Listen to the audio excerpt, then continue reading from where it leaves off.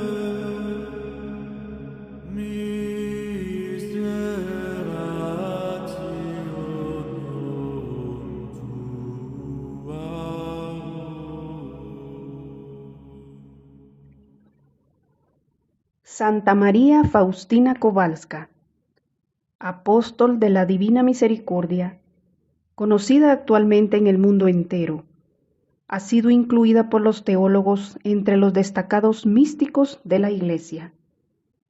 Nació como la tercera hija entre 10 hermanos de una pobre y piadosa familia campesina de la aldea de Glogowi. En el santo bautismo, celebrado en la iglesia parroquial de Swains, Warwick, que le impuso el nombre de Helena. Desde pequeña se destacó por la piedad, el amor a la oración, la laboriosidad y la obediencia, y por una gran sensibilidad ante la pobreza humana. Su educación escolar no duró ni siquiera 3 años.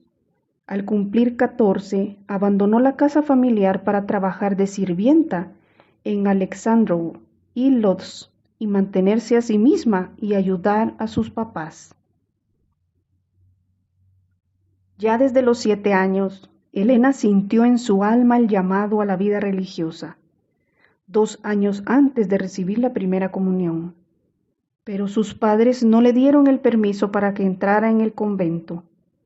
Ante la negativa, la niña intentó apagar dentro de sí el llamado de Dios. Sin embargo, apresurada por la visión de Cristo sufriente y las palabras de reproche: ¿hasta cuándo me harás sufrir? ¿Hasta cuándo me engañarás? Empezó a ser aceptada en algún convento, pero donde llamaba la despedían. Finalmente, el 1 de agosto de 1925 pasó por el umbral de la clausura de la casa de la Congregación de las Hermanas de la Madre de Dios de la Misericordia, en Varsovia, Polonia. En su diario, ella confesó: me pareció que entré en la vida del paraíso. De mi corazón brotó una sola oración, la de acción de gracias. Unas semanas después, sintió una fuerte tentación de trasladarse a otro convento, donde pudiera tener más tiempo para rezar. Entonces el Señor Jesús, enseñándole su faz desgarrada y martirizada, le dijo: tú me causarás un dolor semejante si sales de esta congregación. Te he llamado aquí y no a otro lugar, y te tengo preparadas muchas gracias. En la congregación recibió el nombre de Sor María Faustina. El noviciado lo pasó en Cracovia, donde en presencia del obispo, Rospont hizo los primeros votos y 5 años después los votos perpetuos de castidad, pobreza y obediencia. Trabajó en distintas casas de la congregación. Pasó los periodos más largos en Cracovia, Plock y Vilna, trabajando como cocinera, jardinera y portera. Para quien la observaba desde fuera, nada hubiera delatado su extraordinaria y rica vida mística. Cumplía sus deberes con fervor, observaba fielmente todas las reglas del convento. Era reconocida y piadosa, pero a la vez natural, alegre, llena de amor benévolo y desinteresado al prójimo. Toda su vida se encontraba en caminar con constancia y cada vez más plena en unión con Dios y en una abnegada colaboración con Jesús, en la obra de la salvación de las almas. Jesús mío, confesó en el diario, tú sabes que desde los años más tempranos deseaba ser una gran santa, es decir, deseaba amarte con un amor tan grande como ninguna alma te amó hasta ahora. El diario, el cual mencioné anteriormente, revela la profundidad de su vida espiritual. Una lectura atenta de estos escritos permite conocer un alto grado de unión de su alma con Dios. Permite conocer hasta qué punto Dios se entregó a su alma y evidencia también sus esfuerzos y combates en el camino hacia la perfección cristiana. El Señor la colmó de muchas gracias extraordinarias, los dones de contemplación y de profundo conocimiento del misterio de la divina misericordia, visiones, revelaciones, estigmas ocultos, los dones de profecía, de leer en las almas humanas y de desposorios místicos, colmada de tantas gracias, ella escribió: ni las gracias ni las revelaciones, ni los éxtasis ni ningún otro don concedido al alma la hacen perfecta, sino la comunión interior del alma con Dios. Mi santidad y perfección consisten en una estrecha unión de mi voluntad con la voluntad de Dios. El austero modo de vida y los agotadores ayunos que practicaba desde antes de entrar en el convento debilitaron tanto su organismo que, siendo postulante, fue enviada a un balneario cerca de Varsovia para recuperar la salud. Tras el primer año de noviciado, le vinieron experiencias místicas sumamente dolorosas, las de la llamada noche oscura, y luego sufrimientos espirituales y morales relacionados con la relación de su misión que le fue encomendada por el Señor. A esta sencilla monja, sin grandes estudios, pero valerosa y abandonada totalmente en Dios, el Señor Jesús le confió una gran misión, el mensaje de la misericordia dirigido a todo el mundo. Te envío, dijo, a toda la humanidad con misericordia. No quiero castigar a la humanidad doliente, sino deseo sanarla, abrazarla a mi corazón misericordioso. Tú eres la secretaria de mi misericordia. Te he escogido para este cargo, en esta y en la vida futura, para que des a conocer a las almas la gran misericordia que tengo con ellas, y que las invites a confiar en el abismo de mi misericordia. La misión de Sor Faustina. Esta consiste, en resumen, en recordar una verdad de la fe, conocida desde siempre, pero olvidada, sobre el amor misericordioso de Dios al hombre, y en transmitir nuevas formas de culto a la divina misericordia, cuya práctica ha de llevar a la renovación religiosa en el espíritu de confianza y misericordia cristianas. El diario que Sor Faustina escribió durante los últimos 4 años de su vida, por un claro mandato del Señor Jesús, es una forma memorial en el que la autora registraba al corriente y en retrospectiva, sobre todo, los encuentros de su alma con Dios.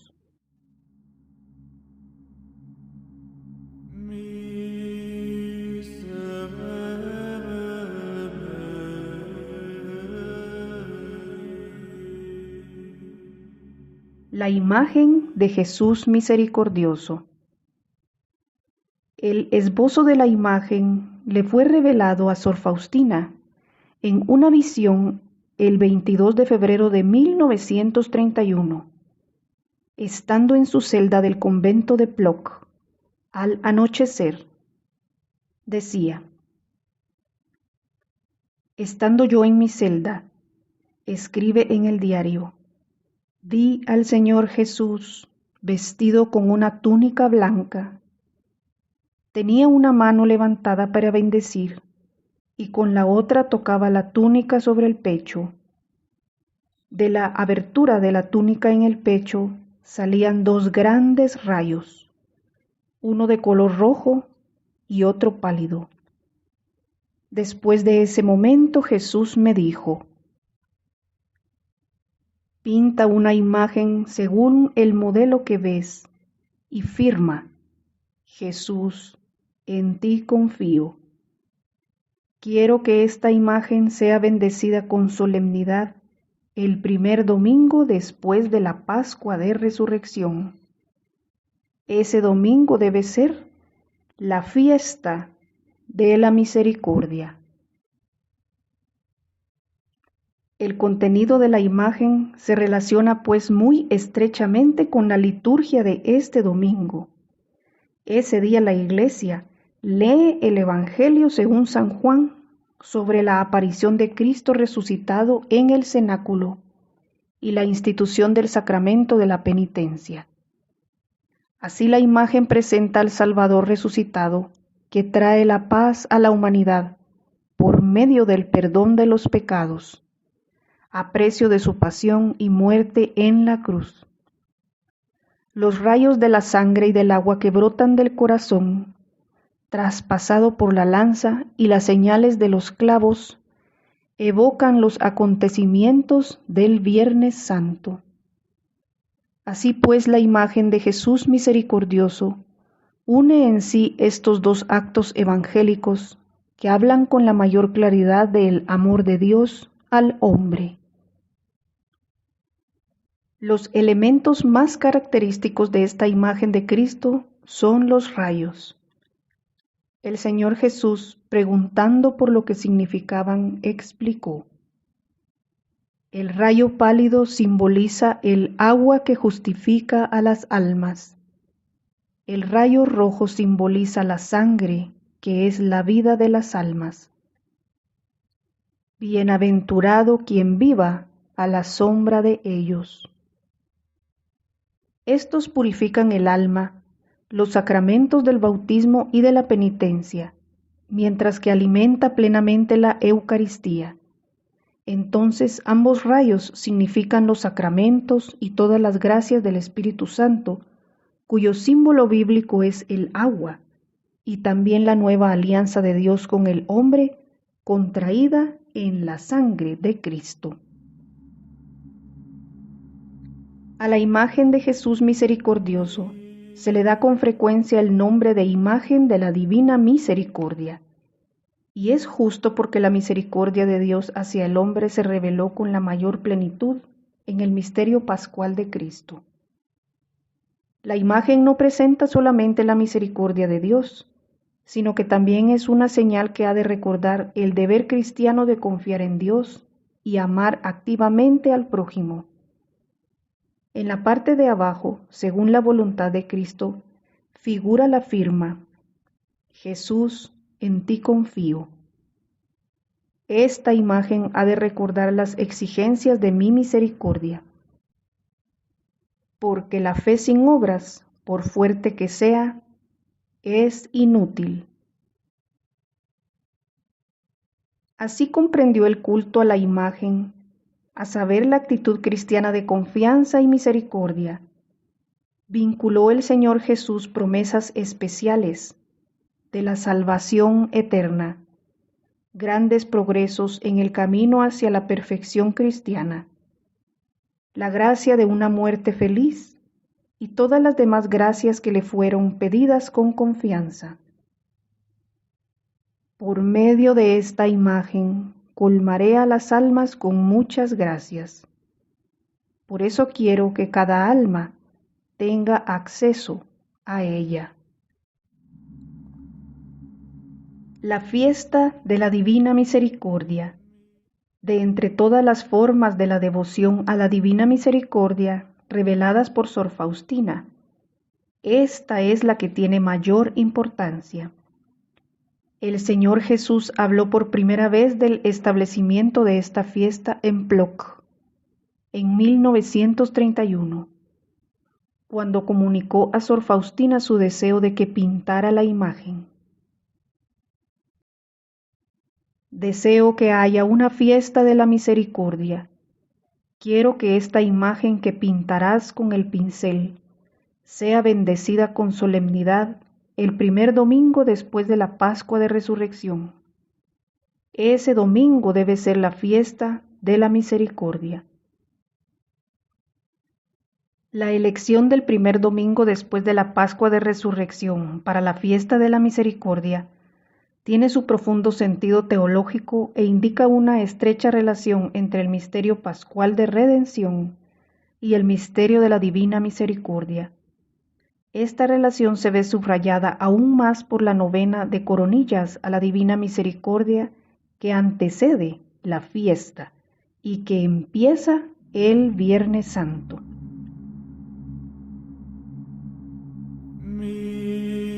Miserere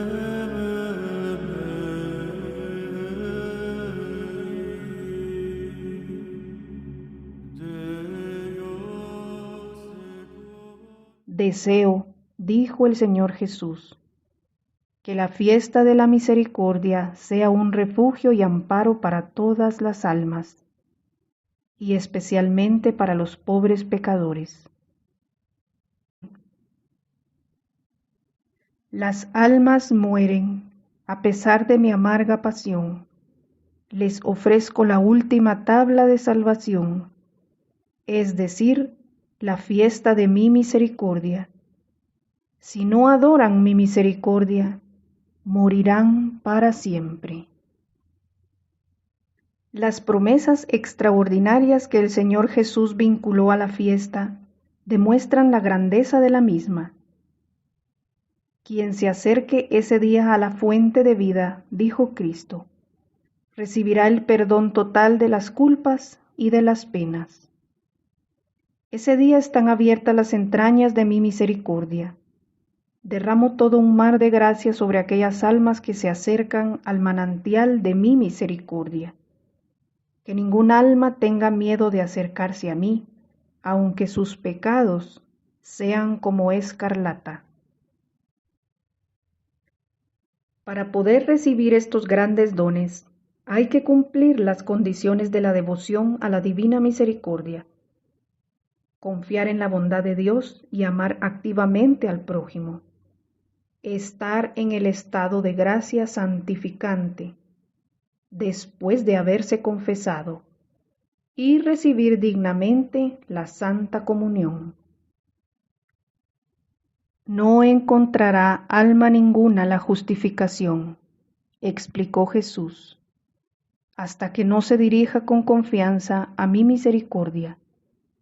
Y por eso el primer domingo después de la Pascua ha de ser la fiesta de la misericordia. Ese día los sacerdotes deben hablar a las almas sobre mi misericordia infinita.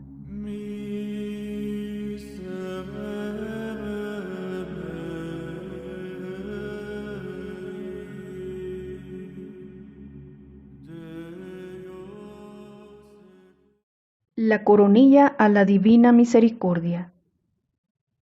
El Señor Jesús dictó esta oración a Sor Faustina entre el 13 y el 14 de septiembre de 1935 en Vilna, como una oración para aplacar la ira divina. Las personas que rezan esta coronilla ofrecen a Dios Padre el cuerpo y la sangre y el alma y la divinidad de Jesucristo como propiciación de sus pecados, los pecados de sus familiares y los del mundo entero. Al unirse al sacrificio de Jesús, apelan a este amor con el que Dios Padre ama a su Hijo y en él a todas las personas.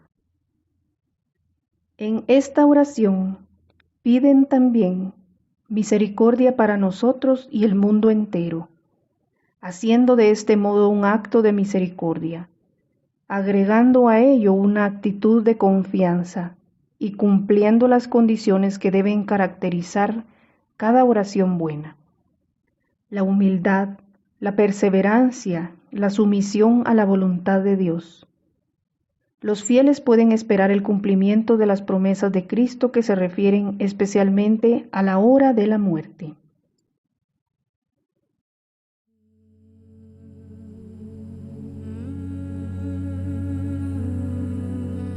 Cuando la coronilla es rezada junto al agonizante, dijo el Señor Jesús, se aplaca la ira divina y la insondable misericordia envuelve al alma. La promesa general es la siguiente: quienes rezan esta coronilla, me complazco en darles todo lo que me pidan, si lo que me piden está conforme a mi voluntad. Todo lo que es contrario a la voluntad de Dios no es bueno para el hombre, particularmente para su felicidad eterna.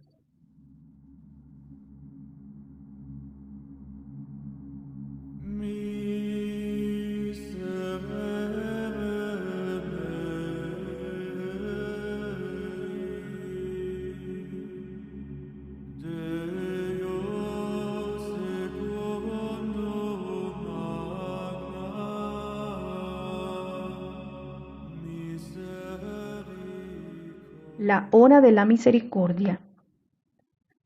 En octubre de 1937, en unas circunstancias poco aclaradas por Sor Faustina, el Señor Jesús encomendó adorar la hora de su muerte. Cuantas veces oigas el reloj dando las 3, sumérgete en mi misericordia, adorándola y glorificándola. Suplica su omnipotencia para el mundo entero, y especialmente para los pobres pecadores, ya que en ese momento se abrió de par en par para cada alma.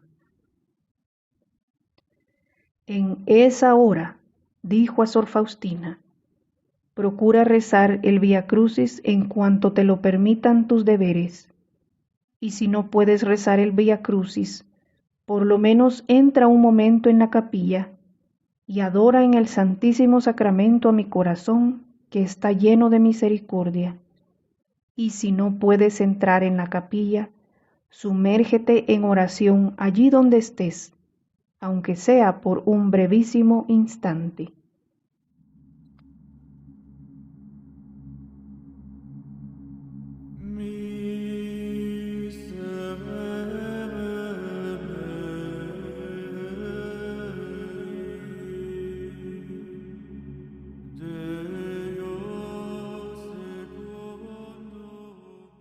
La propagación de la devoción a la Divina Misericordia.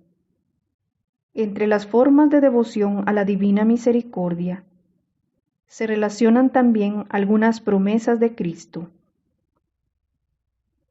A las almas que propagan la devoción a mi misericordia, las protejo durante toda su vida como una madre cariñosa a su niño recién nacido.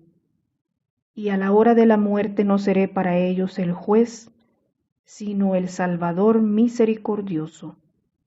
El Señor Jesús exige que sus criaturas confíen en Él y hagan obras de misericordia a través de sus actos, sus palabras y su oración. Debes mostrar misericordia al prójimo siempre y en todas partes. No puedes dejar de hacerlo, ni excusarte, ni justificarte.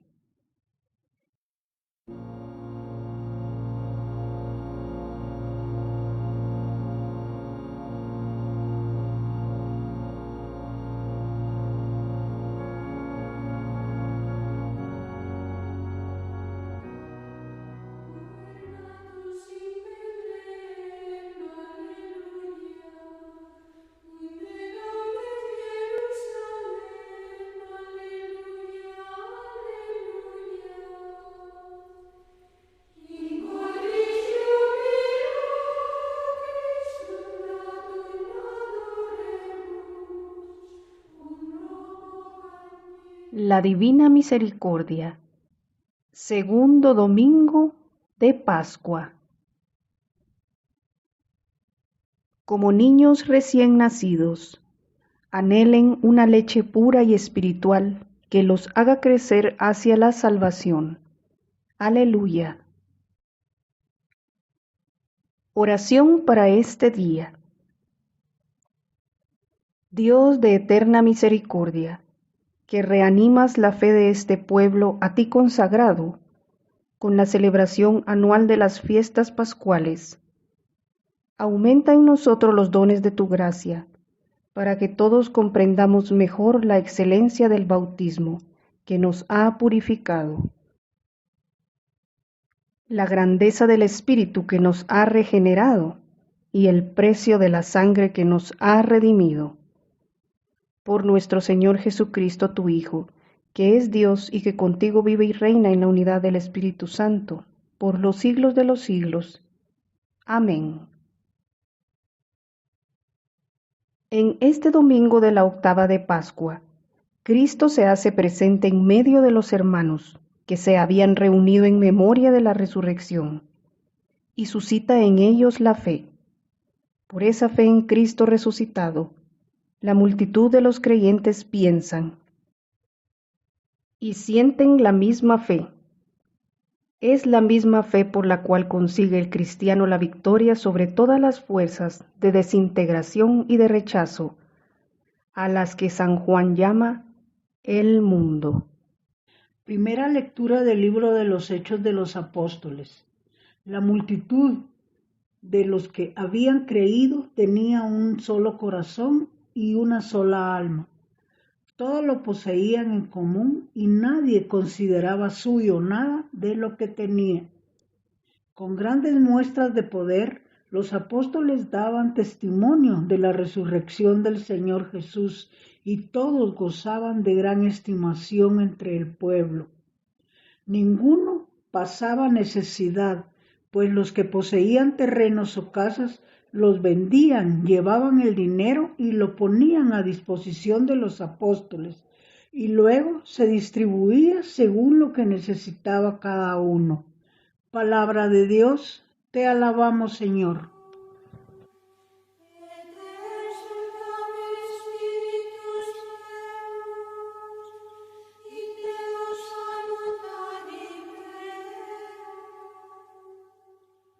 Salmo número 117.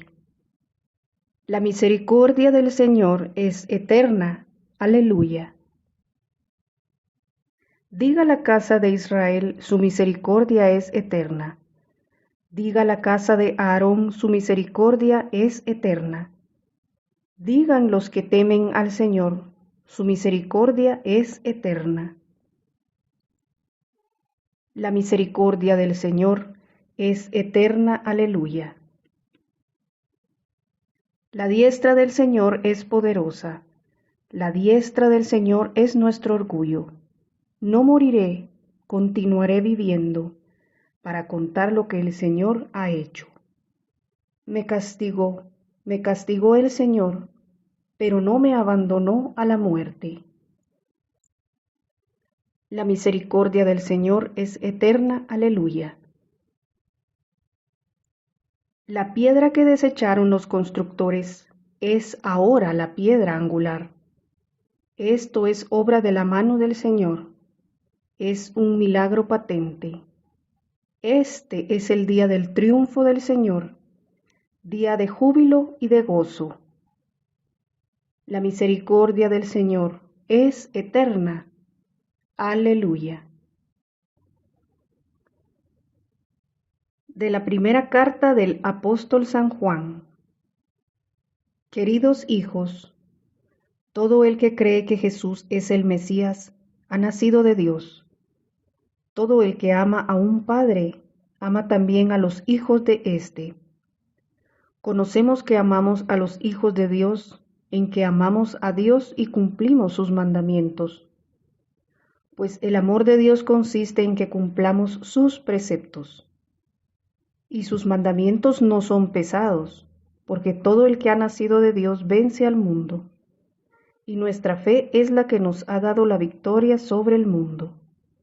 Porque ¿quién es el que vence al mundo? Solo el que cree en Jesús es el Hijo de Dios. Jesucristo es el que vino por medio del agua y de la sangre. Él vino no solo con agua, sino con agua y con sangre. Y el Espíritu es el que da testimonio, porque el Espíritu es la verdad.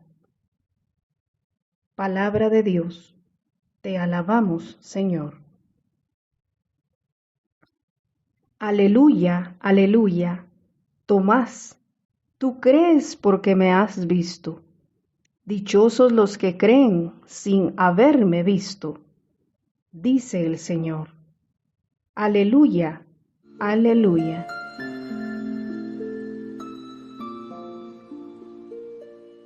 Lectura del Santo Evangelio según San Juan. Gloria a ti, Señor. Al anochecer del día de la resurrección, estando cerradas las puertas de la casa donde se hallaban los discípulos, por miedo a los judíos, se presentó Jesús en medio de ellos y les dijo: La paz esté con ustedes. Dicho esto, les mostró las manos y el costado. Cuando los discípulos vieron al Señor, se llenaron de alegría. De nuevo les dijo Jesús: La paz esté con ustedes. Como el Padre me ha enviado, así también los envío yo. Después de decir esto, sopló sobre ellos y les dijo: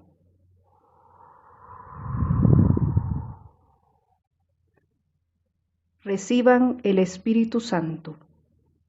A los que les perdonen los pecados, les quedarán perdonados, y a los que no se los perdonen, les quedarán sin perdonar.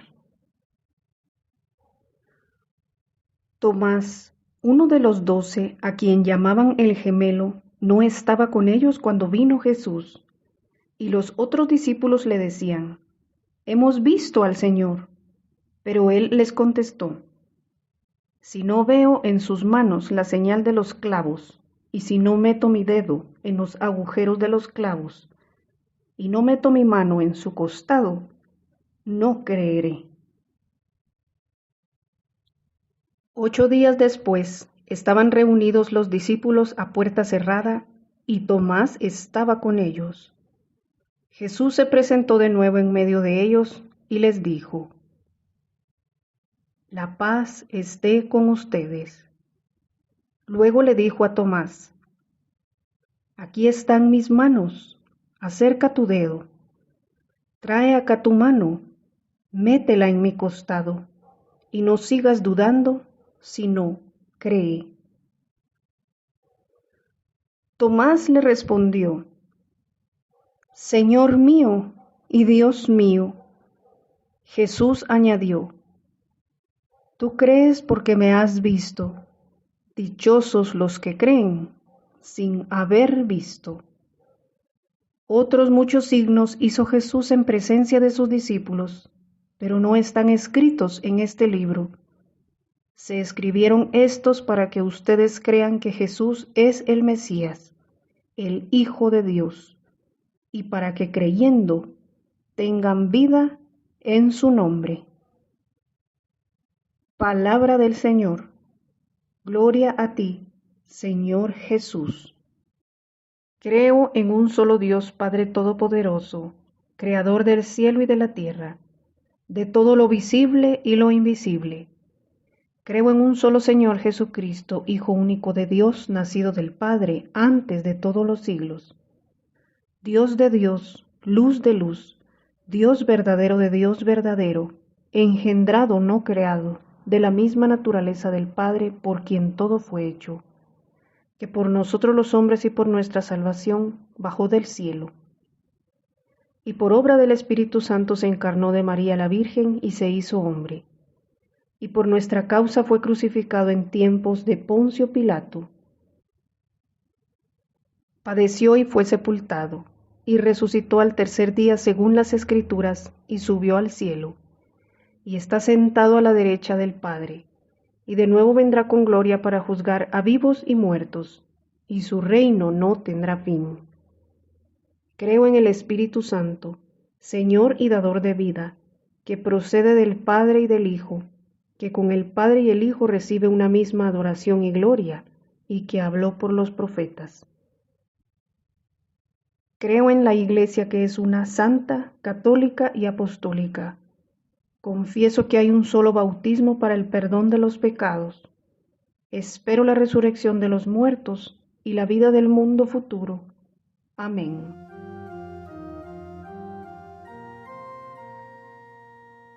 No olvidemos recordar que la misericordia es la inclinación a sentir compasión por los que sufren y ofrecerles una ayuda. La misericordia también es la cualidad de Dios en cuanto a ser perfecto, por lo cual perdona los pecados del ser humano, los cuales también son llamados miserias. ¿Cómo practicar la misericordia en nuestros días? Practicando las 2 clases de obras de misericordia que existen. Obras de misericordia corporales. Dar de comer al hambriento, dar de beber al sediento, dar posada al peregrino, vestir al desnudo, visitar a un enfermo, visitar a los presos y enterrar a los difuntos. Obras de misericordia espirituales. Enseñar al que no sabe, dar buen consejo al que lo necesita, corregir al que se equivoca, perdonar al que nos ofende, consolar al triste, sufrir con paciencia los defectos del prójimo y rezar por los vivos como también por los difuntos. La sangre y el agua que nos vivifican. Meditemos. Este segundo domingo del tiempo pascual fue designado Domingo de la Divina Misericordia por el Papa San Juan Pablo II en el año 2000, durante la canonización de Santa Faustina Kowalska. Estamos dentro de la cincuentena pascual, alegres por la resurrección del Señor, pero nada obsta para reconocer que la obra salvífica de Jesucristo proviene de la misericordia de Dios.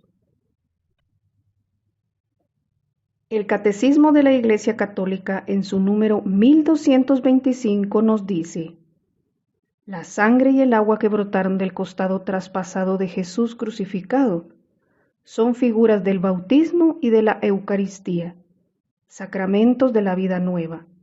Desde entonces es posible nacer del agua y del Espíritu, para entrar así en el reino de Dios. En la pasión, muerte y resurrección del Señor, se derramó su misericordia sobre toda la humanidad.